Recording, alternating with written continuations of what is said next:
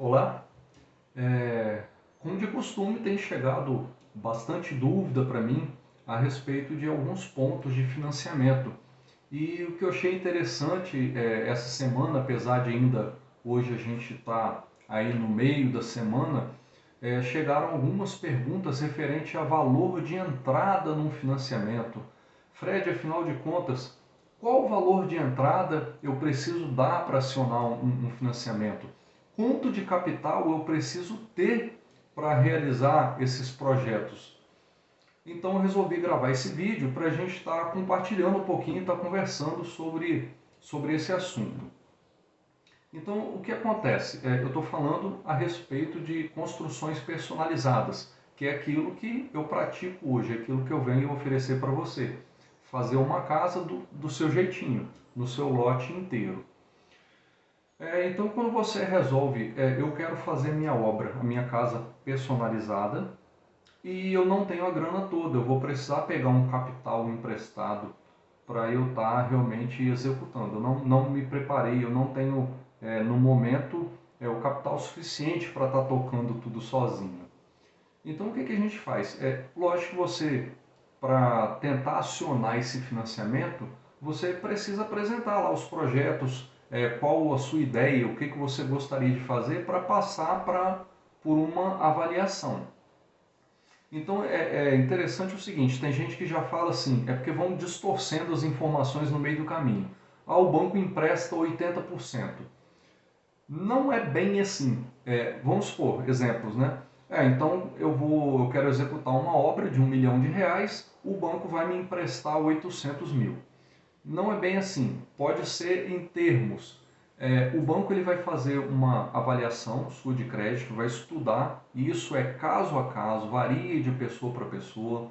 Né? O banco vai olhar se você tem FGTS, vai olhar quanto tempo que você tem de serviço, vai olhar se você já usufruiu de algumas linhas de crédito que o banco oferece, como foi seu comportamento, o seu histórico, até a sua idade vai influenciar na sua linha de crédito.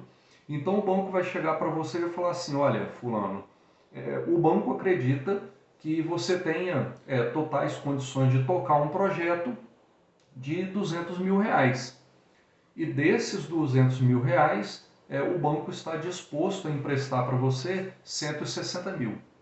Que o banco dificilmente vai emprestar mais que 80%, salvo em alguns casos especiais, daquilo que você gostaria. Então o banco ele predetermina um valor de projeto para você, em cima daquilo ali ele vai te emprestar um pouco menos, que no melhor das hipóteses vai ser 80%. Então, nesse exemplo de uma obra de 200 mil, ele te emprestando 160 mil reais, você precisaria ter 40 mil reais em mãos para completar, unir naqueles 160, virar os 200 para você executar a obra. Então vamos lá.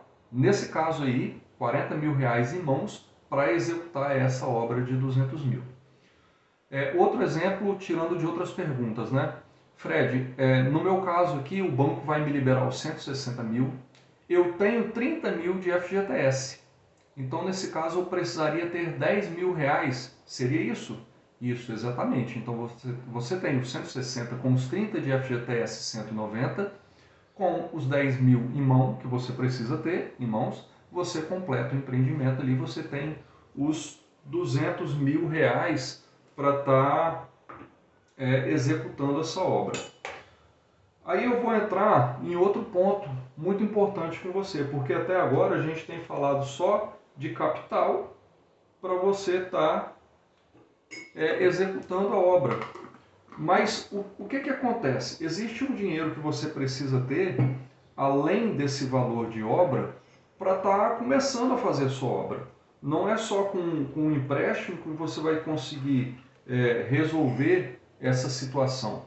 Porque a Caixa, quando ela fala que vai te emprestar esses 160 mil, tomando esse nosso exemplo que a gente começou a trabalhar, ela te paga por etapas, ela não te arruma esses 160 mil de vez. Quem dera, né? O banco ele é bastante prudente, ele é bastante organizado naquilo que está fazendo.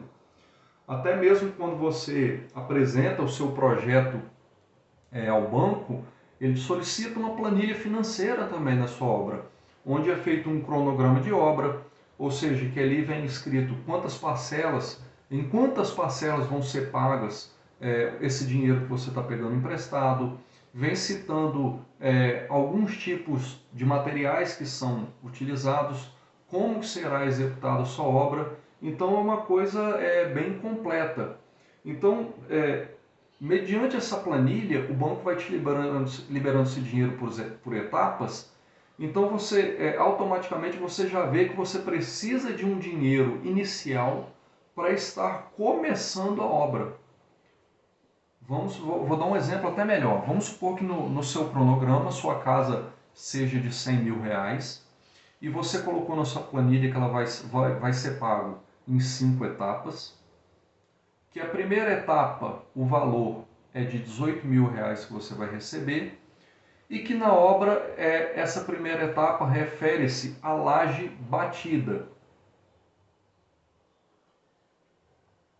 Ou seja, para você receber a primeira etapa, você vai ter que contratar as pessoas, comprar os materiais, você vai gabaritar a obra, você vai fazer a fundação, comprar ferragem, vai comprar taipá, cimento, areia, brita. Então você vai concretar ali as vigas, você vai aterrar o interior da residência, você vai impermeabilizar, vai enlajotar, cintar em cima e vai bater essa laje.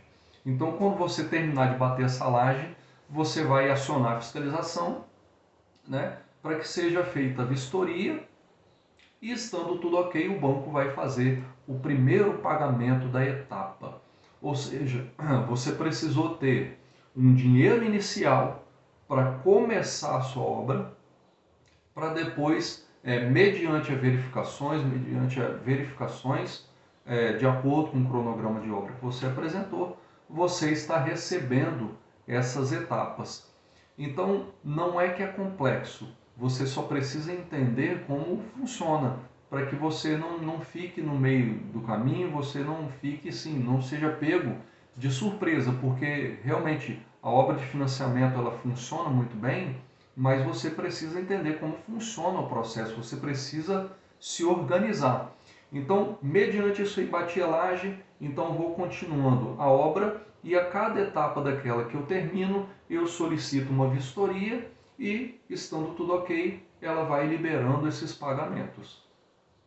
Então você, pontos importantes dessa questão de entrada no financiamento. A primeira coisa, essa entrada não é paga ao banco, ela é injetada diretamente na obra, tá? Tanto que o banco nem te pede uma comprovação se você tem essa diferença em dinheiro. Ele confia em você, ele acredita. Até porque se você não tiver, a obra em algum momento vai parar e você não vai receber mais, você não vai finalizar. Então essa entrada é simplesmente a diferença de dinheiro que o banco não te empresta e que realmente você precisa ter.